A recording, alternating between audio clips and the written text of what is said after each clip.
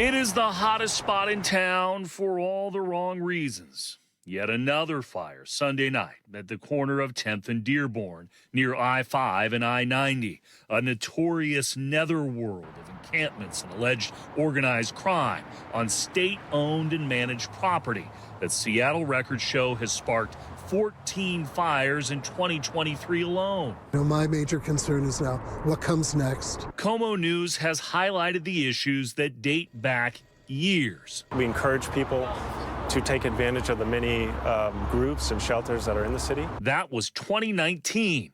Even though state lawmakers allocated money for cleanup in past sessions and made promise after promise, it has not happened. Seattle's mayor says we share public concerns. The fire department voicing issues about needles, unsanitary conditions, and propane tanks that can explode. WSDOT claims it has posted an emergency closure last week and will start work to clear vegetation and secure the fence line, citing traffic safety and access to the site and our infrastructure.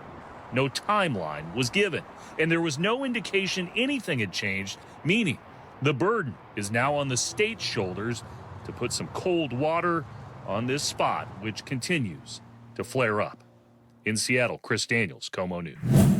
That's right, Preston. They say fires, property crime, and really everything else are very common, unfortunately, along that block. But in one night, they say it was especially bad.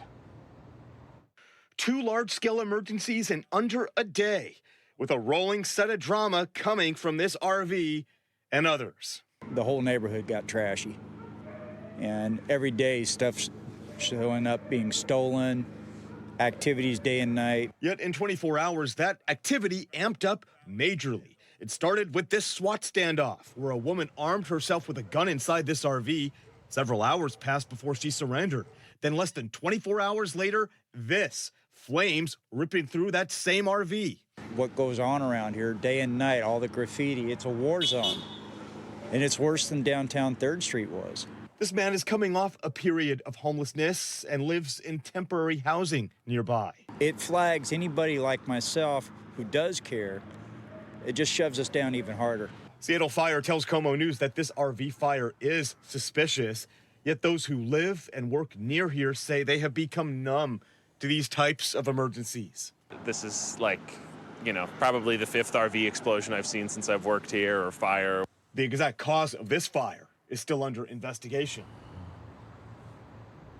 I got to mention this too, across Seattle, this was actually the 3rd large-scale RV fire in a single night. Those other 2 cases happened in Soto again that same night, but unlike this case in Ballard, which was suspicious, those other 2 cases, according to firefighters, were caused by either people cooking or people just trying to stay warm.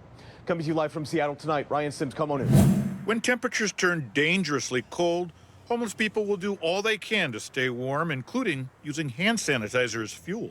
Set myself on fire 3 times because you have to use hand sanitizer, which I don't have any of anymore. Nights can be brutal this time of year for people like Rachel Rapp. I cry and I pray. That's all I do.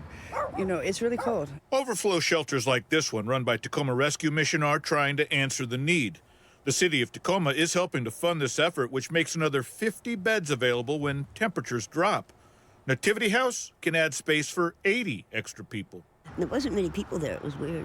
Nativity House had 50 unused beds this past weekend, and this overflow shelter had space for 15 beds that went unfilled. The homeless say there are reasons people stick to the streets. A lot of people are outside because they don't want to get sick and going back inside. Cold weather shelters are supposed to accept anyone who shows up, but there are exceptions. When a person's banned, I see them turn them away, and when emergency weather's out, they shouldn't turn them away at all. A 3rd cold weather shelter for young adults is also receiving city assistance. Shelter operators say they expect these facilities will be full as winter approaches and homeless people try to work through their daily struggles. You're spending your whole day surviving, so you can't do the things you could do in an apartment, like to do what's necessary, to get a place. Joel Marino, KOMO News.